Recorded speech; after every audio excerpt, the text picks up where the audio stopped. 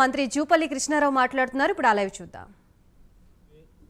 whenever he used to quarrel with him అంటే స్పష్టంగా నీవు నా చేతులు చస్త వరకు హెచ్చరించిండు.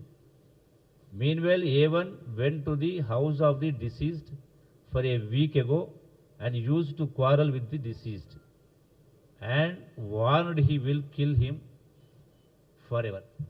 అంటే ఇంత స్పష్టంగా పోలీస్ దానిలో వాళ్ళ సొంత అన్నదమ్ములు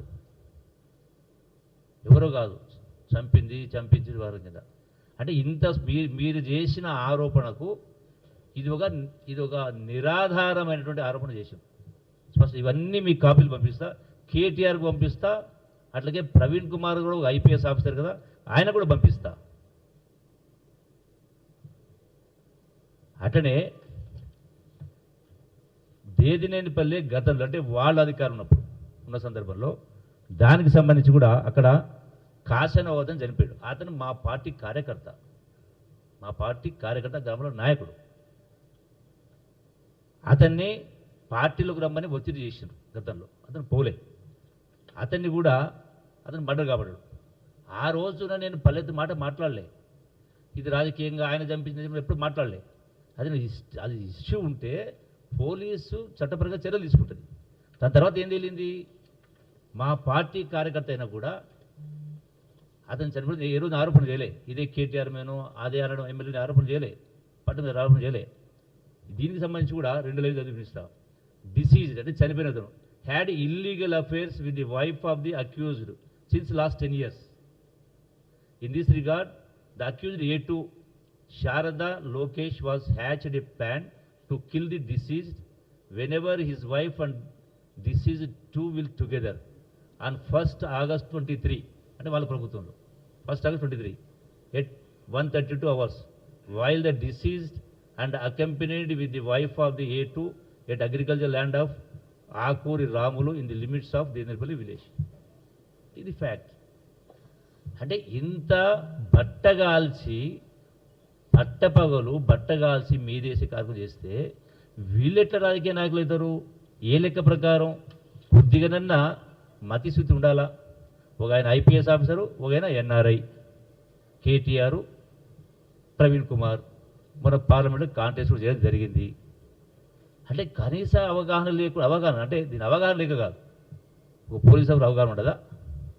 NRI working president de facto CM కేటీఆర్కి అవగాహన ఉండదా? ఇటువంటి ఆరోపణలు చేసి పతాక శీర్షికలు హెడ్లైన్స్లో వార్తలు బర్తరఫ్ గురించి మాట్లాడతారు. డెఫినెట్గా ఏ రోజైతే నన్ను పొంగులేటిని బీఆర్ఎస్ పార్టీ బర్తరఫ్ చేసినారో, మమ్మల్ని బర్తరఫ్ చేసినందుకే మిమ్మల్ని బర్తరఫ్ చేసిన ప్రజలు. ఇప్పుడు జరిగిన పార్లమెంట్ ఎన్నికలు కూడా మళ్ళీ కూడా బర్తరఫ్ చేసినారు. ఇంకా మీకు లెక్కలు తెలియనట్టుంది, ఇంకా మత్తులో ఉన్నట్టుంది, బయలు గమ్మినాయి. అట్లే అంటే ఇంత దుర్మార్గంగా ఈరోజున అసలు వీళ్లకు నేను సమాధానం చెప్పాల్సిన అవసరం లేదు వాస్తవంగా. ఎందుకంటే వీళ్ళకి నైతిక విలువలు లేవు, నన్ను ప్రశ్నించేటువంటి నైతిక అర్హత కూడా లేదు వీళ్ళెవరికి కూడా. ఎందుకంటే ఇలా కేటీఆర్ సిరిసిలో మనందరూ చూసినాం, నేరేళ్లలో దళిత కుటుంబాలని అక్రమంగా ఇసుక తరలిస్తూ ఉంటే ఎంత దారుణంగా ఘోరంగా హింసించి వాళ్ళని భయభ్రాంతి చేసిన ఎంత ఘోరంగా చేసినారో, మర్డర్ చేయడం అంటే లిటరల్గా అది ఇవన్నీ కూడా మళ్ళీ చెప్పాల్సిన అవసరం మీకు అందరికీ తెలుసు, నాకంటే బాగా. అటువంటి వ్యక్తి అలా మీకు మాట్లాడేటువంటి నా పైన మాట్లాడేటువంటి అర్హత ఉందా అని నేను ప్రశ్నిస్తా ఉన్నా. అట్లాగే ఒకటే కాదు, మరి ఈ రోజున ఇటువంటి ఆరోపణలు చేస్తూ ఉన్నారు కాబట్టి వేరే లేదు, ఇప్పుడు వేరే అంశం లేదు. ఈ ప్రభుత్వము ముఖ్యమంత్రి రేవంత్ రెడ్డి గారు కాంగ్రెస్ ప్రభుత్వం చెప్పినటువంటి కార్యక్రమం ఒక్కొక్కటి చేసుకుంటూ వస్తుంది. మొన్న ఏమనుకున్నారు, పార్లమెంట్ ఎన్నికల లోపు ఈ రైతు బంధు ఇవ్వలేరు అని దింపుడుగా ఆశగా పెట్టుకున్నారు. మళ్ళీ అది కూడా అయిపోయింది కదా. అట్లాగే 15th August లోపల రుణమాఫీ అన్నారు, అది కూడా జరగబోతూ ఉంది. ఏ ఒక్కటి అంటే వీళ్ళకి రాజకీయంగా ఏ ఒక్క అంశం కూడా లేదు. అది ఇటువంటి ఆరోపణలు చేస్తారు కాబట్టి 100% వీళ్ళపైన కూడా ఈరోజు కాబట్టి రేపే తెలుస్తుంది కదా, ఎట్లయితే ఈ యొక్క గంట్రాపల్లి ఎట్లయితే ఆరోపణ చేసిన దానిపైన ఈ దేనిపల్లిది ఇష్యూస్ బయటపడ్డాయి కదా, రేపు బయటపడుతుంది కదా, తెలుస్తుంది కదా, అప్పుడు మీ ముఖం ఎడబెట్టుకుంటారు. క్షమాపణ చెప్పాలంటున్నా. ఏదైతే ఆరోపణ చేసిండ్రో గంట్రాపల్లి ఇష్యూలో మీకు దమ్ము ధైర్యం ఉంటే ఇవన్నీ పంపిస్తారు రేపే మీకంతా ఇంగ్లీష్ చాలా ఎక్కువ వస్తుంది కదా అని ఇంగ్లీష్ కాపీలు పంపిస్తా, చదువుకొని క్షమాపణ చెప్తావా మిస్టర్ కేటీఆర్, క్షమాపణ చెప్తావా మిస్టర్ ప్రవీణ్ కుమార్. బుద్ధి జ్ఞానం ఉండాలో మాట్లాడితే. చదవడం గొప్ప కాదు, ఎంత గొప్పగా చదివింది గొప్ప కాదు, ఎన్ని చదువులు చదివింది గొప్ప కాదు, ఎన్ని పదవులు గొప్ప లెక్క కాదు. సంస్కారం ఉండాల, జ్ఞానం ఉండాల, నిజాయితీగా మాట్లాడు ధైర్యం కావాలా. నేను స్పష్టంగా మీరు ఇటువంటి ఆరోపణలు చేస్తే మరి నేను గతంలో నా చరిత్ర మొత్తం రాష్ట్ర మొత్తానికి తెలుసు, మా నియోజకవర్గాల ప్రజలు ఇంకా బాగా తెలుసు. ఇండిపెండెంట్గా గెలిచిన, ఆరోపర్యాయం గెలిచిన. ఇటువంటి తప్పుడు పనులు చేస్తే ప్రజలు ఊరుకుంటారా? ఆ మాత్రం జ్ఞానం లేదా? నేను అందుకని మీరేమన్నారు, సిబిఐ కాకపోతే జ్యుడిషియల్ ఎంక్వైరీ చేసుకోండి. అంత దూరం ఎందుకు? మీరందరూ పోండి, గ్రామ ప్రజల ముంగట చెప్పండి, ఎక్కడేదో గ్రామ ప్రజల ముంగట ఇదే గంట్రాపల్లి పోండి మీరు. నేను సవాల్ విసురుతా ఉన్నా, ఇదే కేటీఆర్ను, ఇదే ఆయనతో పాటు పోయినటువంటి వాళ్ళందరినీ కూడా ప్రవీణ్ కుమార్ ఇంకోరైనా ఇదే గంట్రాపల్లి ఆమె ఆరోపణ చేసింది కదా, నిన్న ఎటువంటి ఆరోపణ చేసిండ్రో ఇదే ఆరోపణ గంట్రాపల్లి చేసింది కదా.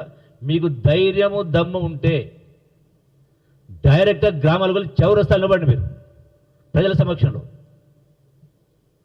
దమ్ము ధైర్యం ఉంటే రేపు కూడా ఇదే లక్ష్మీపల్లిలో ఏం జరుగుతుందో మనం wait for the enquiry. 24 hours కాలే ఒకటే ఉదయం జరిగితే, అది ఇప్పుడు మధ్యరాత్రి ఇప్పుడు తెలియదు. ఉదయం అసలు ప్రజలకు తెలిసిందే ఉదయం తెలిస్తే మీరు 11 గంటలకు తయారైనరు, మధ్యలో అడిపోయినరు. దీన్ని బట్టి ఏమర్థమవుతుంది? కనీసం నీవే మాట్లాడినావు పూర్వాపరాలు తెలుసుకుందామని, మరి పూర్వాపరాలు తెలియకుండా ఎట్లా ఆరోపణ చేసినావు? అంటే దుగ్ధ కాదా ఇది? మా మీద కోపం కాదా? మీకేం దొరకదు కాబట్టి ఇటువంటి చేస్తారా? నేను క్షమాపణ డిమాండ్ చేస్తా ఉన్నా. ఇంకొకసారి ఇటువంటి తప్పుడు ఆరోపణలు చేస్తే ఇప్పుడు నిజంగా నేను ప్రశ్న మాట్లాడుతా ఉన్నా. రా చౌరస్తాకు రా, నీవు ప్రవీణ్ గారు రా, 7 గంటల అడుగు వస్తా నేను. ఆ బాధ్యత కుటుంబాలు వెళ్ళిపోయాడు. బేకూఫ్ నాయలు బేకూఫ్ మాట మాట్లాడుకుంటూ మీ బేకూఫ్ మాటతోటి అంటే పబ్లిక్ అంతా చూతే చేస్తారా? మీ బాకా ఉదయ పత్రిక మీడియా అడ్డం ఉందని. You are unfit to be a politicians. ఈ రోజు దాకా నేను తప్పుడు ఆరోపణ ఇక్కడ చేసినా ఎవరిపైన? ఎన్నో జరిగినాయి. మీకు ఇంకోటి చెప్తా ఉన్నా, నేను రాజకీయం రాకముందుకు నాకంటే ముందున్నటువంటి సందర్భంలో చాలా గ్రామాల్లో 107 కేసులు ఉండినాయి పార్టీల మధ్యలో. నేను వచ్చిన తర్వాత అన్ని పార్టీలు పిలిపించి కూర్చోబెట్టి, రాజకీయం మంచి సంస్కృతి కాదు, మన ఆలోచన ఎప్పుడు కూడా గ్రామాలు అభివృద్ధి చెందాలి, చదువులపైన దృష్టి ఉండాలి, ఆటపాటల దృష్టి ఉండాలి, కళలపై దృష్టి ఉండాలి, ఉపాధి అవకాశం దృష్టి ఉండాలి. ఇటువంటి వ్యవహారాలు చేయకూడదని కూర్చొని అన్ని కంప్లీట్ రాజేసి ఒక్క సింగిల్ కేసు జరగలే, ఒక సింగిల్ 107 లాస్ట్ 23 yearsలో. ఇటువంటి నా పైన బురద వెళ్తే నాకు అంటుకోదు బురద. ఆ బురద